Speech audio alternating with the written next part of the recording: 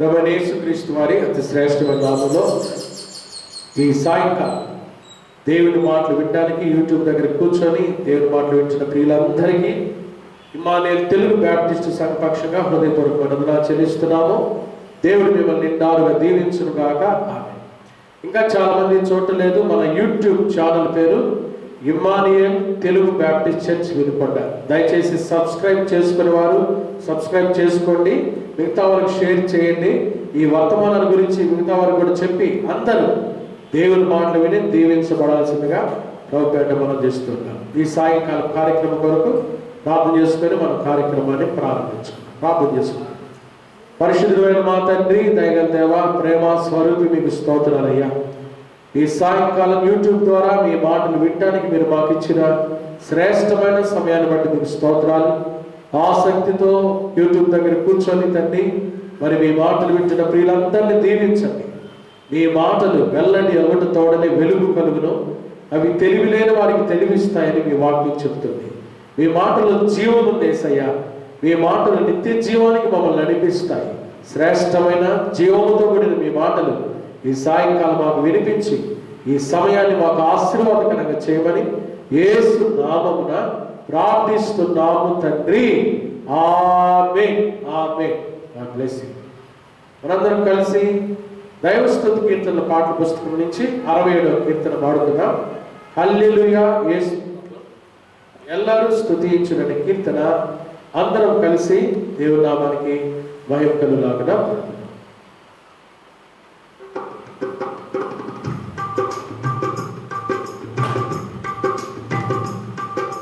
హల్లెలూయా యేసు ప్రభు ఎల్లరూ స్తుతించుడి, వల్లభుని చర్యలను తిలకించి స్తుతించుడి, బలమైన పని చేయు బలవంతం స్తుతించుడి, ఎల్లరిని స్వీకరించు యేసుని స్తుతించుడి, రాజుల రాజైన యేసు రాజు భోజనులానే.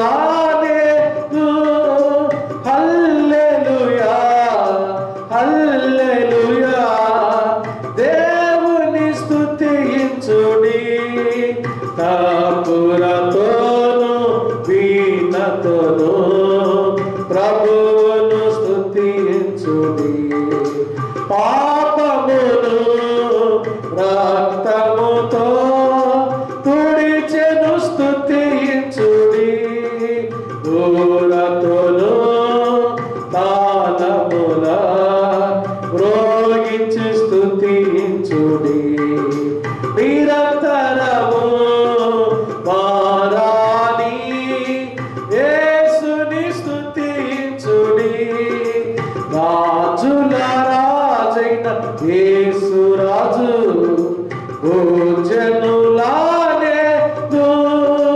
హల్లెలూయా హల్లెలూయా దేవుని స్తుతించుడి, సూర్య చంద్రులారైన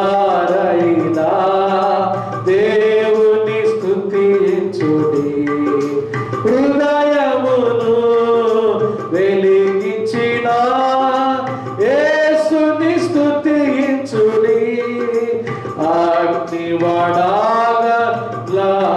మీరు కర్తను స్తుతించుడి, హృదయమును ఓపించిన నాథుని స్తుతించుడి, రాజుల రాజైన యేసు రాజు భోజనులానే.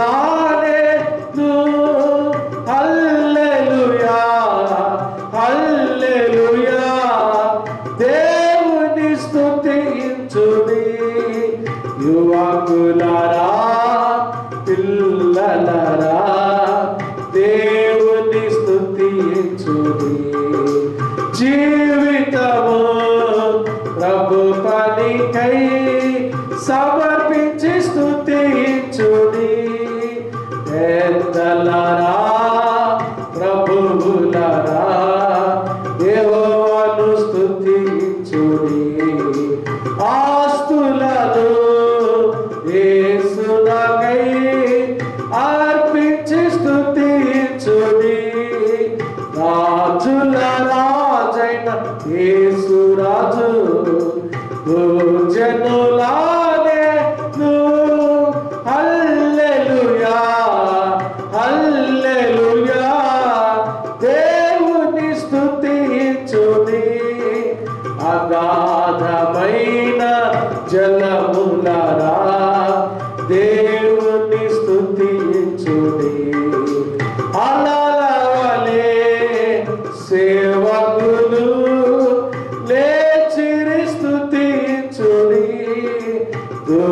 మల్లరా పూర్వ భక్తులారా దేవుని స్తుతించుడి, పరమద్దు పరిశుద్ధులు ఎల్లరూ స్తుతించుడి.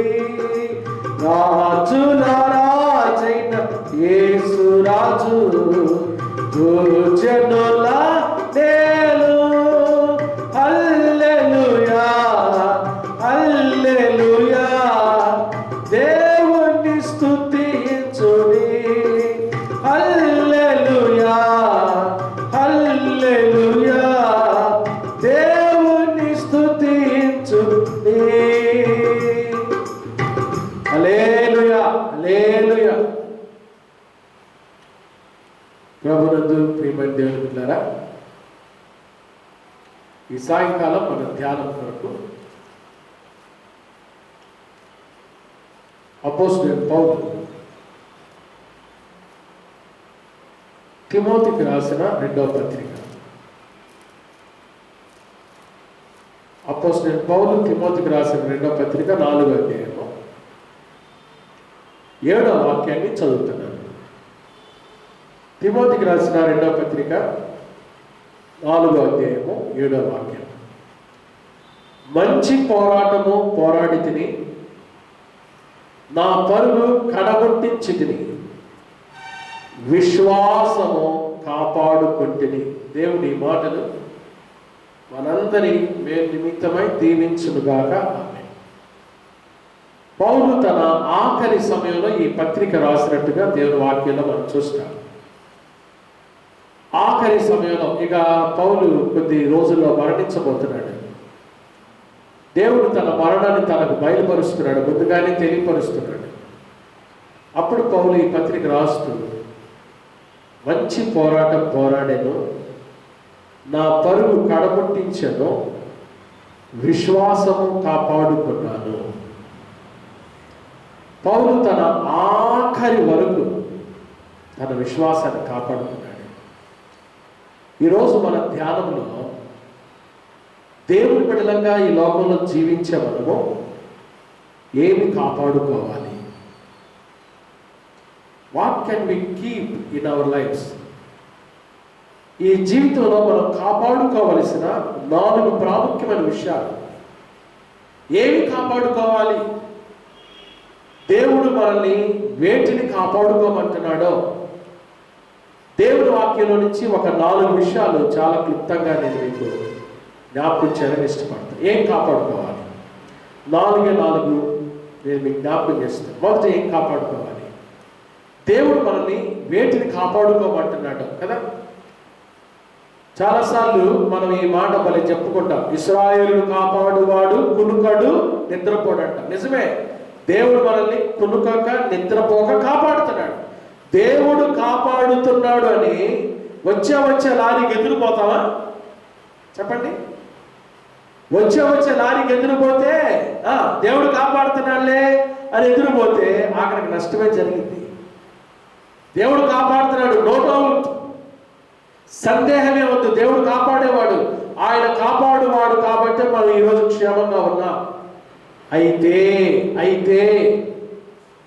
మనల్ని మనం కూడా కాపాడుకోవాలి. జాగ్రత్త. దేవుని వాక్యంలో స్పష్టంగా దేవుడు కొన్ని విషయాలు చెప్తా వచ్చాడు. మనం వేటిని కాపాడుకోవాలి? మన బ్రతుకుల్లో మనం క్షేమంగా ఉండాలంటే, ఆశీర్వాదకరమైన రోజులు చూడాలంటే మనం వేటిని కాపాడుకోవాలి చెప్తాను. ఒక 4 విషయాలు నేను వాటిని నోట్ చేసుకునే వాళ్ళు నోట్ చేసుకోండి. దెస్సలోనికీయులకు రాసిన 1వ పత్రిక. అపోస్తలుడైన పౌలు దెస్సలోనికీ సంఘానికి రాసిన 1వ పత్రిక 4వ అధ్యాయము 4-5 వచనాలు కలిసి ఉన్నాయి. నేను చదువుతున్నాను. మీలో ప్రతి వాడును దేవుని ఎరుగని అన్యజనుల వలె కామాభిలాష యందు కాక పరిశుద్ధత యందును ఘనత యందును తన ఘటమును ఎట్లు కాపాడుకొనవలెనో అది ఎరిగి ఉండుటయే దేవుని చిత్తము. ఏంటంట? ఏం కాపాడుకోవాలంట? తన ఘటము అంటే తన శరీరము, తన దేహము ఎట్లు కాపాడుకోవాలో దేహాన్ని కాపాడుకోవాలి. యవనస్తులారా, ఈ మాటలు వింటున్న యవనస్తులారా, మీ దేహము దేవుని ఆలయమై ఉన్నదని, దేవుని ఆత్మ మీలో నివసించుచున్నాడని మీరు ఎరుగరా? మీరు విలువ పెట్టి కొనబడిన వారు కనుక మీ దేహముతో దేవుని ఘనపరచాలి, మహిమపరచాలి. దేహము ప్రభువు నిమిత్తమే, ప్రభువు దేహము నిమిత్తమే. ఈ దేహము జాగ్రత్త కోసం కాదు. ఈ దేహము దేవుడిచ్చిన పాపం చేయడానికి కాదు. యవనస్తులారా, ఈ రోజుల్లో చాలా మంది యవన బిడ్డలు దేహాన్ని పాపానికి విచ్చలవిడిగా అమ్మి వేసుకుంటున్నారు. ఏమవుతున్నారు ఆఖరిగా? దావీదు అంటాడు అబ్షాలోము గురించి, బాలుడైన అబ్షాలోము క్షేమముగా ఉన్నాడా? బాలుడైన అబ్షాలోము క్షేమంగా ఉన్నాడా? ఈ రోజులో చాలా మంది యవనస్తులారా క్షేమంగా ఉన్నారు, లేరు. కారణం ఏంటో తెలుసా? మీ దేహం పాడైపోయింది. విచ్చలవిడిగా పాపానికి అమ్మి వేసుకుంటున్నారు. విచ్చలవిడిగా సిగరెట్లు, విచ్చలవిడిగా తాగుబోతులుగా మారిపోతున్నారు. విచ్చలవిడిగా జారత్వం, వ్యభిచారానికి అలవాటు పడిపోయారు. యేసుకేలు గ్రంథంలో ఒక మాట నేను చదువుతాను ఈ సమయంలో. యేసుకేలు గ్రంథము దేవుడు ప్రవక్తతో చెప్పించాడండి ఈ మాటలు. ముందుగానే ఈ మాటలు దేవుడు మన కొరకు రాయించాడు. ముందుగానే దేవుడు చెప్పాడు. ఇది యేసుకేలు గ్రంథం 23వ అధ్యాయం 35వ వచనం. ప్రభు అయిన యెహోవా ఈ మాట సెలవించుచున్నాడు, నీవు నన్ను మరచి. యవనస్తులారా, ఎవరైనా లోకస్తులుగా జీవిస్తున్న వారులారా, మీరు నన్ను మరచి వెనుకకు త్రోసి వేసిందివి కనుక దుష్కార్యములు, వ్యభిచారములకు రావలసిన శిక్ష నీవు భరిస్తావు. దేవుని మరిచిపోయి దుష్కార్యాలు, వ్యభిచారపు తలంపులు, వ్యభిచారపు కార్యాలు జరిగిస్తూ వస్తాడు. దేవుని శిక్ష. ఎందుకు ఈ రోజున యవనస్తులు క్షేమంగా లేరు? చిన్న వయసులో అనారోగ్యాలు కారణం ఏంటి? ఎందుకు? ఈ దేహాన్ని కాపాడుకుంటున్నారు. ప్రొద్దులేస్తే సెల్ ఫోన్లు, ప్రొద్దులేస్తే వాట్సాప్లు, ప్రొద్దులేస్తే చాటింగులు, డేటింగులు, ఈటింగు, ఇక అన్ని ఇంగు. జాగ్రత్త. దేహాన్ని కాపాడుకున్నాడు దానియేలు. రాజు భుజించు భోజనమును పానము చేయి ద్రాక్షరసమును త్రాగి తన అపవిత్రపరచకూడదని దానియేలు యవనస్తుడైన దానియేలు ఉద్దేశించి, ఇంగ్లీష్లో he determined himself not to defile himself, తను తాను అపవిత్రపరచకూడదని దానియేలు ఉద్దేశించి పట్టుదలతో వాటిని దూరం చేసుకున్నాడు. కాబట్టి ఎవరి ప్రాయులు హెచ్చించబడ్డాడు, దీవించబడ్డాడు. చెప్పండి, వింటున్న మీరు ఎంతమంది దేవుని కోసం నమ్మకంగా ఉంటున్నారు? ఎంతమంది దేవుని కోసం యథార్థంగా బ్రతుకుతున్నారు? ఎంతమంది దేవుని కొరకు సాక్షులుగా జీవిస్తున్నారు? ఎంతమంది మీ దేహాలు దేవుని ఆత్మకు పరిశుద్ధమైన స్వాస్థ్యంగా అప్పగించారు? దేవుని మూడి రక్షించబడి దేవుని సేవ చేస్తున్న దినాలు ఒకసారి ఆయన ట్రైన్లో ప్రయాణం చేస్తూ ఉన్నాడు. డిఎల్ మోడీ గారు ట్రైన్లో కొంతమంది పేకాట ఆడుతూ ఉన్నారు. ఆయన ఎదురు కూర్చున్న యవనస్తులు. వెంటనే కొంతమంది యవనస్తులు అన్నారంట, రాయ వచ్చింది మాతో కూడా హ్యాండ్ ఇయ్యన్నారంట. అప్పుడు డిఎల్ మోడీ అన్నాడంటే, మీ దగ్గరకు వచ్చి హ్యాండ్ ఇవ్వడానికి నాకు హ్యాండ్స్ లేవు అన్నాడంట. అరే ఏంటి మళ్ళీ తమాషాగా మాట్లాడుతున్నావే, మీ హ్యాండ్స్ మాకు కనబడుతున్నాయిగా, మీ లెగ్స్ మాకు కనబడుతున్నాయిగా, రండి, ఫోర్స్ చేశారంట.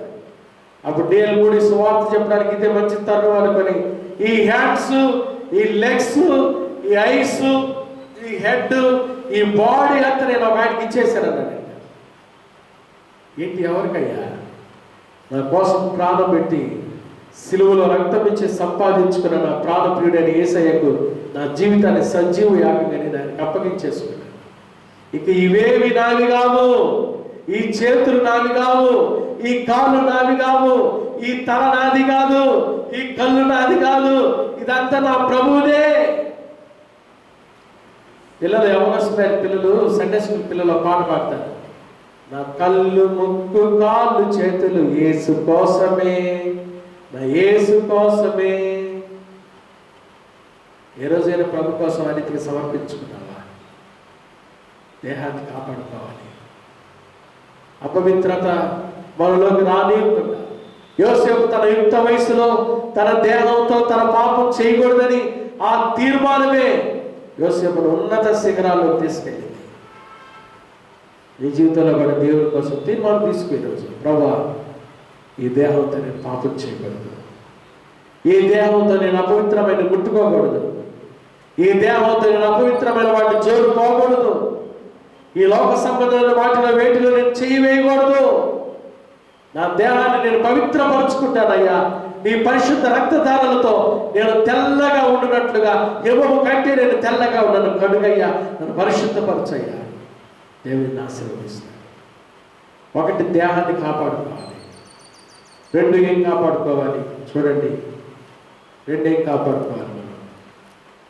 ఎఫెసీయులకు రాసిన పత్రిక, అపోస్తలుడైన పౌలు ఎఫెసీయులకు రాసిన పత్రిక 4వ అధ్యాయం మొదటి 2 వాక్యాలు చదువుతారు. ఎఫెసీ పత్రిక 4వ అధ్యాయము మొదటి 2 వాక్యాలు. కాబట్టి మీరు సమాధానమును బంధము చేత ఆత్మ కలిగించు ఐక్యమును కాపాడుకొనుటయందు శ్రద్ధ కలిగిన వారై. ఆత్మ కలిగించు ఐక్యతను కాపాడుకోవాలి. ఐక్యత కాపాడుకోవాలి. ఐక్యత కాపాడుకునే విషయంలో శ్రద్ధ అవసరము. ఐక్యత రావాలంటే ప్రేమతో ఒకరినొకడు సహించాలి. The root cause of unity is patience. Be patient in the sight of God. సహనము. రెండవది, మీరు పిలువబడిన పిలుపునకు తగినట్టుగా దీర్ఘశాంతముతో కూడిన సంపూర్ణ వినయము. రెండవది వినయము, సహనము, వినయము. మూడవది సాత్వికము. ఈ 3 ఐక్యతకు అంది. సహనము, వినయము, సాత్వికము. ఈ 3 ఎవరైతే ఉంటాయో వారు ఐక్యత కలిగి జీవిస్తారు. కుటుంబాల్లో కూడా ఈ 3 చాలా అవసరం. భార్యాభర్తలారా, సహనముతో కుటుంబాలు కాపాడుకోవాలి. సహనం ఉండాలి, వినయం ఉండాలి, సాత్వికమైన మాటలు, సాత్వికమైన మనసు ఉండాలి. ఈ 3 కుటుంబాలను ఆశీర్వాదకరమైన స్థితిలోకి తీసుకెళ్ళి అప్పుడే ఐక్యత వస్తుంది. ఐక్యత కాపాడుకోవాలి. ఐక్యత కాపాడుకునే విషయంలో కూడా మనకి శ్రద్ధ కావాలి. ఐక్యమత్యంగా బ్రతకాలండి. పెద్దలు అంటారు కదా, ఐక్యమత్యమే, చెప్పండి, ఐక్యమత్యమే ఏంటిదంట? మహాబలం. Boost is the secret of my energy. Boost కాదు మన బలం. ఐక్యత కలిగి జీవించుట మహాబలం.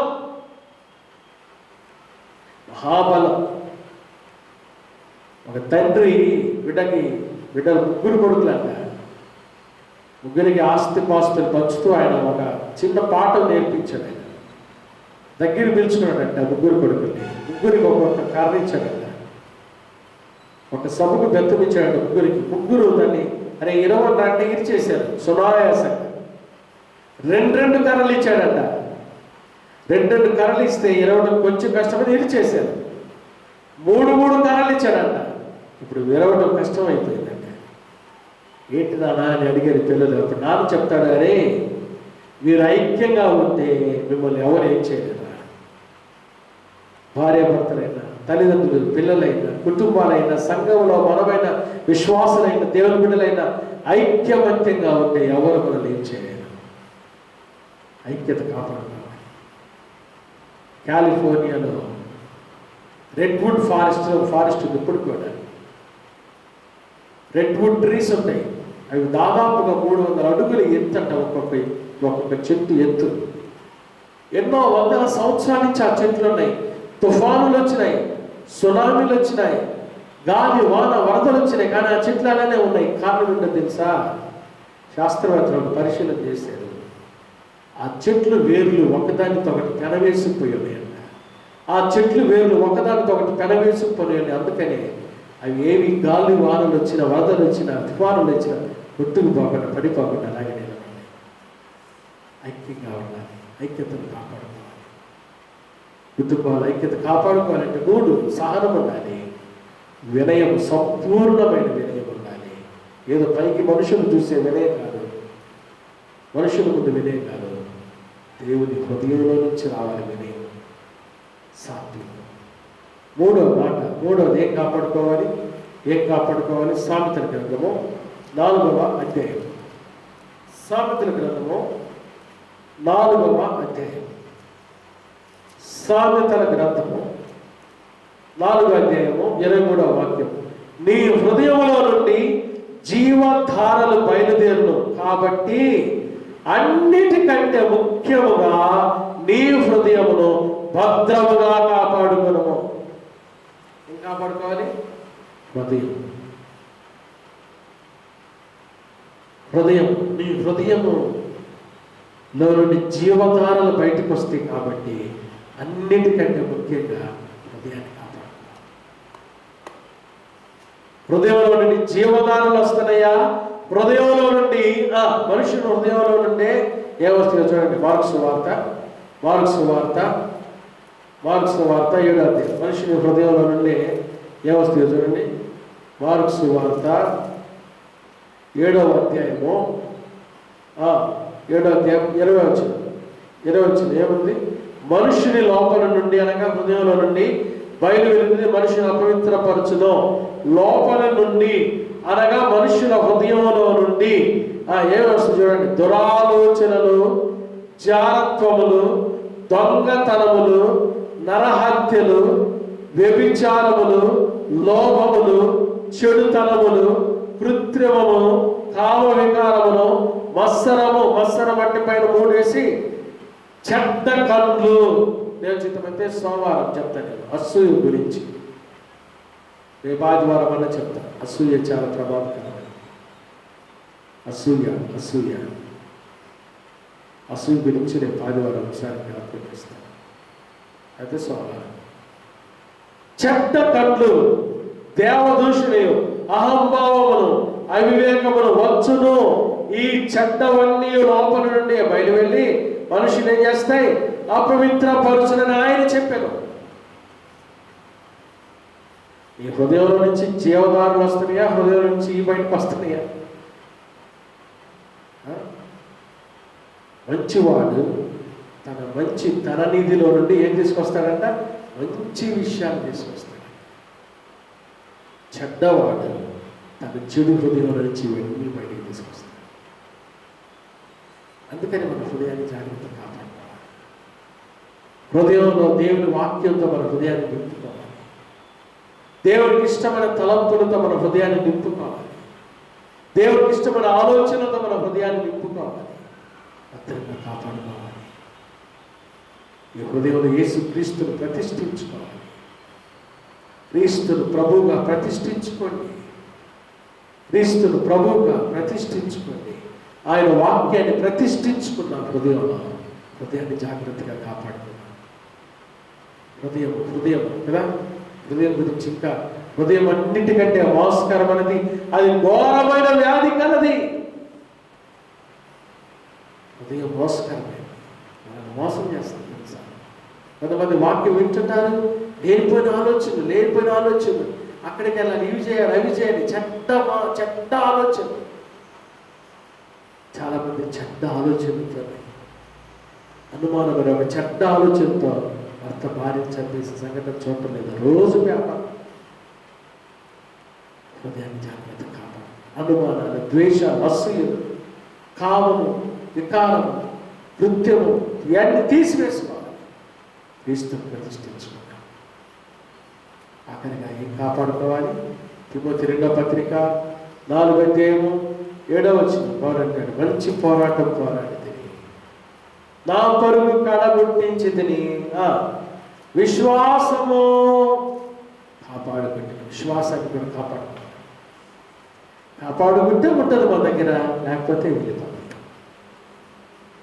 కాపాడుకుంటే ఉంటుంది, లేకపోతే కాపాడుకోవాలి. విశ్వాసం కూడా కాపాడుకోవాలి. యేసు ప్రభు త్వరగా రాబోతున్నాడు. ఆయన వచ్చినప్పుడు మనిషి కుమారుడు భూమి మీద విశ్వాసం కనుగొన్నాడు. ఈరోజు చాలా మంది అవిశ్వాసులుగా మారిపోతున్నారు, లోకస్తులుగా మారిపోతున్నారు, ఇష్టానుసారంగా మారిపోతున్నారు, యేసు ప్రభు నుండి తొలగిపోతున్నారు. ధనాపేక్ష సమస్తమై చాలా మంది నాశించి విశ్వాసం నుండి తొలగిపోయారు. పునరుద్ధానం లేదని బోధించి ఆ బోధన పడిపోయి చాలా మంది విశ్వాస భ్రష్టులైపోయారు, విశ్వాసం నుండి తొలగిపోయారు. ఎలా ఉంది మన విశ్వాసం? యేసు ప్రభు నీ కోసం వచ్చాడని నమ్మేవా? యేసు ప్రభు నీ పాపం కోసం సిలువలో మరణించి సమాధి చేయబడి తిరిగి లేచని విశ్వసించావా? యేసు నిన్ను తీసుకుని వెళ్ళడానికి త్వరలో రానయ్యని గుర్తించావా? విశ్వసించావా? యేసు 2వ రాకడ సమీపంగా ఉన్నదని విశ్వసించావా? ఆయన నీకు నిత్య జీవించే దేవుడని, ఆయన నీ రక్షకుడని విశ్వసించావా? ప్రభువైన యేసునందు విశ్వాసం ఉంచు. అప్పుడు నీవును నీ ఇంటి వారు ఏం చేయబడతారు? రక్షించబడతారు.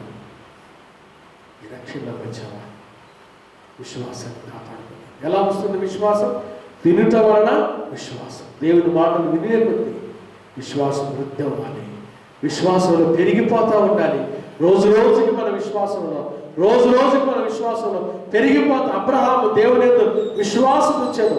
వాగ్దానం చేసిన వాడు దాన్ని నెరవేర్చిన వాడని సమర్థులని రూఢిగా విశ్వసించి విశ్వాసంలో బలాన్ని పొందుకున్నాడు. విశ్వాసంలో బలం ఉంది, విశ్వాసంలో ధైర్యం ఉంది, విశ్వాసంలో కృప ఉంది. విశ్వాసంలో మనం వృద్ధి పొందాలి. దేవుడి మాటలన్నీ అందరి హృదయాంతరంగా నూరంతరంగా ఫలింపచేయుగాక. రేపు ఆదివారం మనకు ఆరాధన 10 గంటలకు యూట్యూబ్లో ఇలానే వస్తుంది. దయచేసి అందరూ చూడండి, దీవించబడండి. మిగతా వాళ్ళు కూడా ఆరాధన చెప్పండి, షేర్ చేయండి. ఆదివారం ఆరాధన సమయానికి 10 గంటలకల్లా మీరు కూర్చొని చూసి దీవించబడవలసిందిగా మనం చేస్తున్నాం. దేవుడు మిమ్మల్ని దీవించుగాక. ప్రార్థన చేస్తుంది. పరిశుద్ధుడైన మా తండ్రి, దైవ దేవ, ప్రేమ స్వరూపినికి స్తోత్రాలయ్యా. ఈ సాయంత్రం మేమేమి కాపాడుకోవాలి 4 విషయాలు మీరు మాకు బోధించారు, నేర్పించారు. విన్న విషయాలను ఆత్మీయ జీవితానికి అన్వయించుకొని వాక్యానుసారంగా కాపాడుకుంటూ నీకు ఇష్టలుగా బ్రతకటానికి సహాయం దయచేయండి. విన్న బిడ్డలందరూ దీవించండి.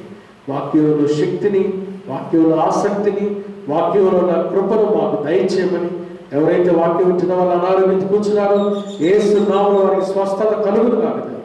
ఇప్పుడు మీరు ఆదరించి ధైర్యపరిచి ప్రతి కుటుంబాన్ని కూడా మీరు నూరంతరంగా దీవించి వర్ధన చేసి మీరు ఆఖరి కొరకు సిద్ధపరచమని యేసు నామమున ప్రార్థిస్తున్నాము తండ్రి. ఆమేన్. త్రియేక దేవుని ప్రేమ, కృపా, సమాధానాలు రాత్రి మాటలు విని వాటిని కాపాడుకోవడానికి ఇష్టపడిన బిడ్డలందరికీ, సకల పరిశుద్ధులకు సంఘమంతరికి ఎల్లప్పుడు ప్రభువు రాకడ పర్యంతం తోడై ఉండును గాక. ఆమేన్. God bless you. Good night.